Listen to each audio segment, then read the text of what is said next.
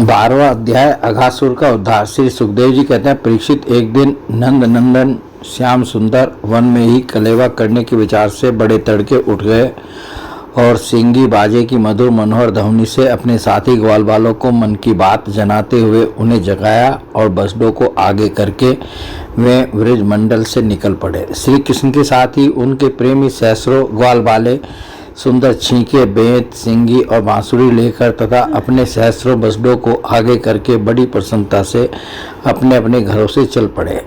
उन्होंने श्री कृष्ण के अगणित बछड़ों में अपने अपने बछड़े मिला दिए और स्थान स्थान पर बालोचित खेल खेलते हुए विचरने लगे। यद्यपि सबके सब ग्वाल बाल कांच, घुंघची, मणि और सुवर्ण के गहने पहने हुए थे, फिर भी उन्होंने वृंदावन के लाल, पीले, हरे फलों से, नई नई कोपलों से, गुच्छों से, रंग बिरंगे फूलों और मोर पंखों से तथा गेरू आदि रंगीन धातुओं से अपने को सजा लिया। कोई किसी का छींका चुरा लेता तो कोई किसी की बेंत या बांसुरी। जब उन वस्तुओं के स्वामी को पता चलता तब उन्हें लेने वाला किसी दूसरे के पास दूर फेंक देता, दूसरा तीसरे के और तीसरा और भी दूर चौथे के पास। फिर वे हंसते हुए उन्हें लौटा देते। यदि श्याम सुंदर श्री कृष्ण वन की शोभा देखने के लिए कुछ आगे बढ़ जाते तो पहले मैं छूऊंगा, पहले मैं छूऊंगा, इस प्रकार आपस में होड़ लगाकर सब के सब उनकी ओर दौड़ पड़ते और उन्हें छू छू कर आनंद मग्न हो जाते। कोई बांसुरी बजा रहा है तो कोई सिंगी ही फूंक रहा है, कोई भोरों के साथ गुनगुना रहे हैं तो बहुत से कोयलों के स्वर में स्वर मिलाकर कुहू कुहू कर रहे हैं। एक और कुछ ग्वाल बाल आकाश में उड़ते हुए पक्षियों की छाया के साथ दौड़ लगा रहे हैं तो दूसरी ओर कुछ हंसों की चाल की नकल करते हुए उनके साथ सुंदर गति से चल रहे हैं। कोई बगुले के पास उसी के समान आंखें मूंद कर बैठ रहे हैं तो कोई मोरों को नाचते देख उन्हीं की तरह नाच रहे हैं। कोई बंदरों की पूंछ पकड़कर खींच रहे हैं तो दूसरे उनके साथ इस पेड़ से उस पेड़ पर चढ़ रहे हैं। कोई उनके साथ मुंह बना रहे हैं तो दूसरे उनके साथ एक डाल से दूसरी डाल पर छलांग मार रहे हैं। बहुत से ग्वाल बाल तो नदी के कछार में छपका खेल रहे हैं और उसमें फुदकते हुए मेंढकों के साथ स्वयं भी फुदक रहे हैं। कोई पानी में अपनी परछाई देखकर उसकी हंसी कर रहे हैं तो दूसरे अपने शब्द की प्रतिध्वनि को ही बुरा भला कह रहे हैं। भगवान श्री कृष्ण ज्ञानी संतों के लिए स्वयं ब्रह्मानंद के मूर्तिमान अनुभव हैं।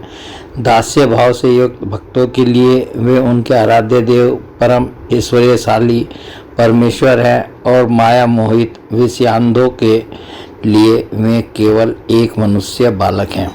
उन्हीं भगवान के साथ वे महान पुण्यात्मा ग्वाल बाल तरह तरह के खेल खेल रहे हैं। बहुत जन्मों तक श्रम और कष्ट उठाकर जिन्होंने अपनी इंद्रियों और अंतःकरण को वश में कर लिया है, उन योगियों के लिए भी भगवान श्री कृष्ण के चरण कमलों की रज अप्राप्य है। वही भगवान स्वयं जिन ब्रजवासी ग्वाल बालों की आंखों के सामने रहकर सदा खेलते हैं, उनके सौभाग्य की महिमा इससे अधिक क्या कही जाए। परीक्षित, इसी समय अघासुर नाम का महान दैत्य आदम का उससे श्री कृष्ण और ग्वाल बालों की सुखमय क्रीड़ा देखी न गई। उसके हृदय में जलन होने लगी। वह इतना भयंकर था कि अमृत पान करके अमर हुए देवता भी उससे अपने जीवन की रक्षा करने के लिए चिंतित रहा करते थे और इस बात की बाट देखते रहते थे कि किसी प्रकार से इसकी मृत्यु का अवसर आ जाए। अघासुर पूतना और बकासुर का छोटा भाई तथा कंस का भेजा हुआ था। वह श्री कृष्ण, श्री दामा आदि ग्वाल बालों को देखकर मन ही मन सोचने लगा कि यही मेरे सगे भाई और बहन को मारने वाला है, इसलिए आज मैं इन ग्वाल बालों के साथ इसे मार डालूंगा। जब ये सब मरकर मेरे उन दोनों भाई बहनों के मृत तर्पण की तिलांजलि बन जाएंगे तब ब्रजवासी अपने आप मरे जैसे हो जाएंगे।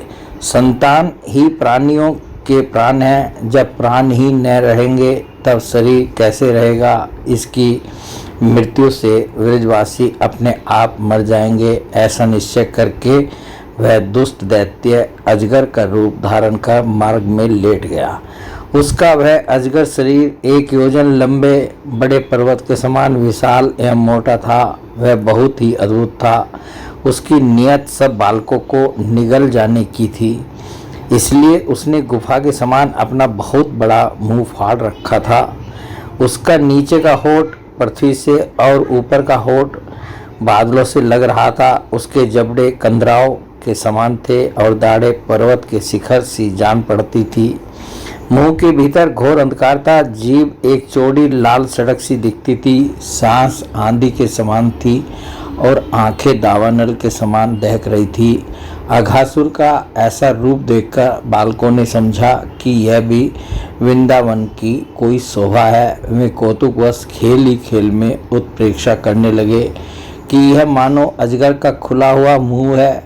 कोई कहता, मित्रों भला बतलाओ तो, यह जो हमारे सामने कोई जीव सा बैठा है, यह हमें निगलने के लिए खुले हुए किसी अजगर के मुंह जैसा नहीं है।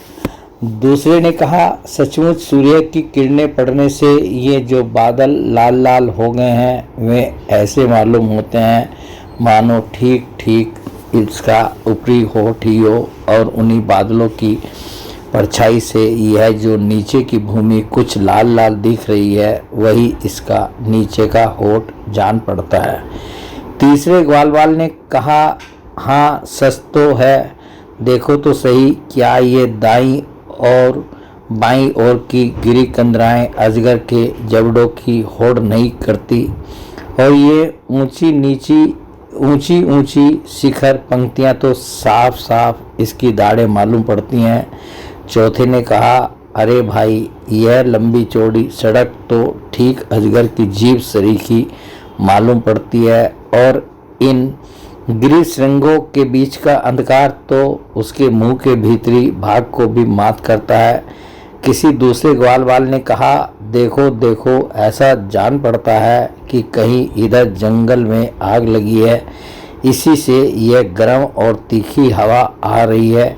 परंतु अजगर की सांस के साथ इसका क्या ही मेल बैठ गया है, और उसी आग से जले हुए प्राणियों की दुर्गंध ऐसी जान पड़ती है मानो अजगर के पेट में मरे हुए जीवों के मांस की ही दुर्गंध हो। तब उन्हीं में से एक ने कहा, यदि हम लोग इसके मुंह में घुस जाएं तो क्या यह हमें निगल जाएगा? अजी, यह क्या निगलेगा? कहीं ऐसा करने की ढिठाई की तो एक क्षण में यह भी बकासुर के समान नष्ट हो जाएगा। हमारा यह कन्हैया इसको छोड़ेगा थोड़े ही।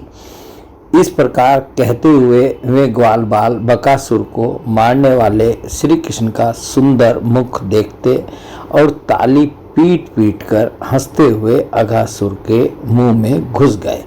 उन अनजान बच्चों की आपस में की हुई भ्रमपूर्ण बातें सुनकर भगवान श्री कृष्ण ने सोचा कि अरे, इन्हें तो सच्चा सर भी झूठा प्रतीत होता है। परीक्षित, भगवान श्री कृष्ण जान गए कि यह राक्षस है, भला उनसे क्या छिपा रहता? वे तो समस्त प्राणियों के हृदय में ही निवास करते हैं। अब उन्होंने यह निश्चय किया कि अपने सखा ग्वालवालों को उसके मुंह में जाने से बचा लें। भगवान इस प्रकार सोच ही रहे थे कि सब के सब ग्वालवाल बछड़ों के साथ उस असुर के पेट में चले गए, परंतु अघासुर ने अभी उन्हें निगला नहीं। इसका कारण यह था कि अघासुर अपने भाई बकासुर और बहन पूतना के वध की याद करके इस बात की बाट देख रहा था कि उनको मारने वाले श्री कृष्ण मुंह में आ जाएं। तब सबको एक साथ ही निगल जाऊं। भगवान श्री कृष्ण सबको अभय देने वाले हैं। जब उन्होंने देखा कि ये बेचारे ग्वालवाल, जिनका एकमात्र रक्षक मैं ही हूँ, मेरे हाथ से निकल गए और जैसे कोई तिनका उड़कर आग में गिर पड़े, वैसे ही अपने आप मृत्यु रूप अघासुर की जठराग्नि के ग्रास बन गए, तब देव की इस विचित्र लीला पर भगवान को बड़ा विस्मय हुआ और उनका हृदय दया से द्रवित हो गया। वे सोचने लगे कि अब मुझे क्या करना चाहिए, ऐसा कौन सा उपाय है जिससे इस दुष्ट की मृत्यु भी हो जाए और इन संत स्वभाव भोले भाले बालकों की हत्या भी न हो। ये दोनों काम कैसे हो सकते हैं? परीक्षित, भगवान श्री कृष्ण भूत भविष्य वर्तमान सबको प्रत्यक्ष देखते रहते हैं। उनके लिए यह उपाय जानना कोई कठिन न था। वे अपना कर्तव्य निश्चय करके स्वयं उसके मुंह में घुस गए। उस समय बादलों में छिपे हुए देवता भयवश हाय हाय पुकार उठे और अघासुर के हितैषी कंस आदि राक्षस हर्ष प्रकट करने लगे। अघासुर बछड़ों और ग्वाल वालों के सहित भगवान श्री कृष्ण को अपनी दाढ़ों से चबाकर चूर चूर कर डालना चाहता था, परंतु उसी समय अविनाशी श्री कृष्ण ने देवताओं की हाय हाय सुनकर उसके गले में अपने शरीर को बड़ी फुर्ती से बढ़ा लिया। इसके बाद भगवान ने अपने शरीर को इतना बड़ा कर लिया कि उसका गला ही रुंध गया, आंख पलट गई। वह व्याकुल होकर बहुत ही छटपटाने लगा, सांस रुककर सारे शरीर में भर गई और अंत में उसके प्राण ब्रह्मरंध्र फोड़कर निकल गए। उसी मार्ग से प्राणों के साथ उसकी सारी इंद्रियां भी शरीर से बाहर हो गई। उसी समय भगवान मुकुंद ने अपनी अमृतमयी दृष्टि से मरे हुए बछड़ों और ग्वाल बालों को जिला दिया और उन सबको साथ लेकर वे अघासुर के मुंह से बाहर निकल आए। उस अजगर के स्थूल शरीर से एक अत्यंत अद्भुत और महान ज्योति निकली। उस समय उस ज्योति के प्रकाश से 10 दिशाएं प्रज्वलित हो उठी। वह थोड़ी देर तक तो आकाश में स्थित होकर भगवान के निकलने की प्रतीक्षा करती रही। जब वे बाहर निकल आए तब वह सब देवताओं के देखते देखते उन्हीं में समा गई। उस समय देवताओं ने फूल बरसाकर, अप्सराओं ने नाचकर, गंधर्वों ने गाकर, विद्याधरों ने बाजे बजाकर, ब्राह्मणों ने स्तुति पाठ कर और पार्षदों ने जय जयकार के नारे लगाकर बड़े आनंद से भगवान श्री कृष्ण का अभिनंदन किया, क्योंकि भगवान श्री कृष्ण ने अघासुर को मारकर उन सब का बहुत बड़ा काम किया था। उन अद्भुत स्तुतियों, सुंदर बाजों, मंगलमय गीतों, जय जयकार और आनंद उत्सवों की मंगल ध्वनि ब्रह्मलोक के पास पहुंच गई। जब ब्रह्मा जी ने वह ध्वनि सुनी तब वे बहुत ही शीघ्र अपने वाहन पर चढ़कर वहां आए और भगवान श्री कृष्ण की यह महिमा देखकर आश्चर्यचकित हो गए। परीक्षित, जब वृंदावन में अजगर का वह चांद सूख गया तब वह व्रजवासियों के लिए बहुत दिनों तक खेलने की एक अद्भुत गुफा सी बना रहा। यह जो भगवान ने अपने ग्वाल वालों को मृत्यु के मुख से बचाया था और अघासुर को मोक्ष दान दिया था, वह लीला भगवान ने अपनी कुमार अवस्था में अर्थात 5वें वर्ष में ही की थी।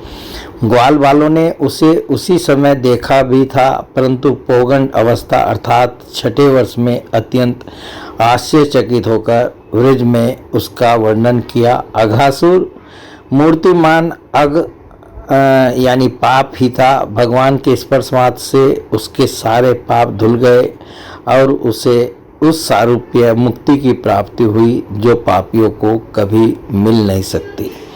परंतु यह कोई आश्चर्य की बात नहीं है, क्योंकि मनुष्य बालक किसी लीला रचने वाले ये वे ही परम पुरुष परमात्मा हैं जो व्यक्त अव्यक्त और कार्य कारण रूप समस्त जगत के एकमात्र विधाता हैं।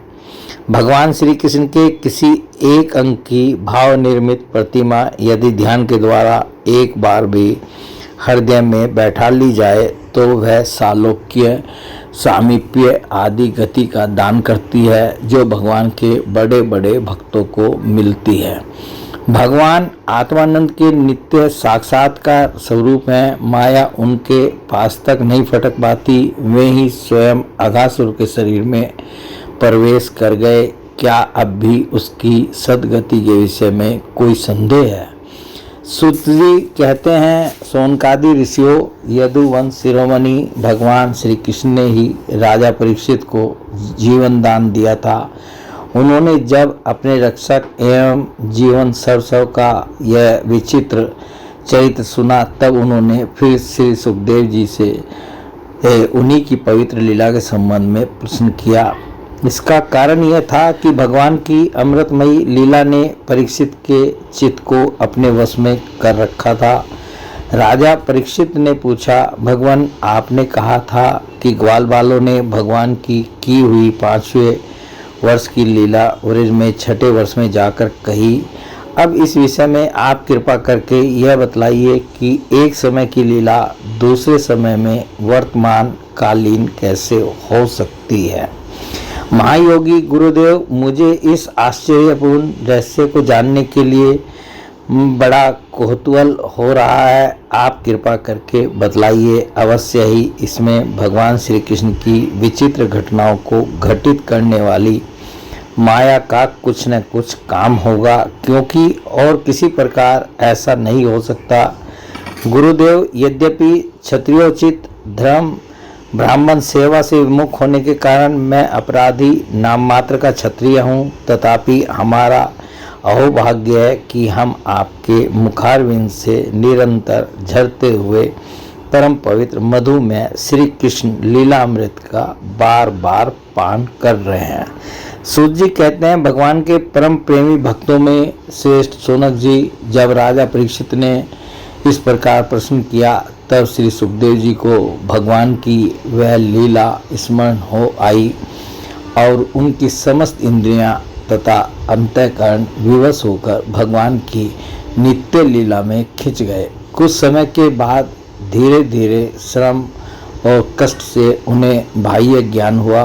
तब वे परीक्षित से भगवान की लीला का वर्णन करने लगे। बोलिए भगवान श्री कृष्ण की जय।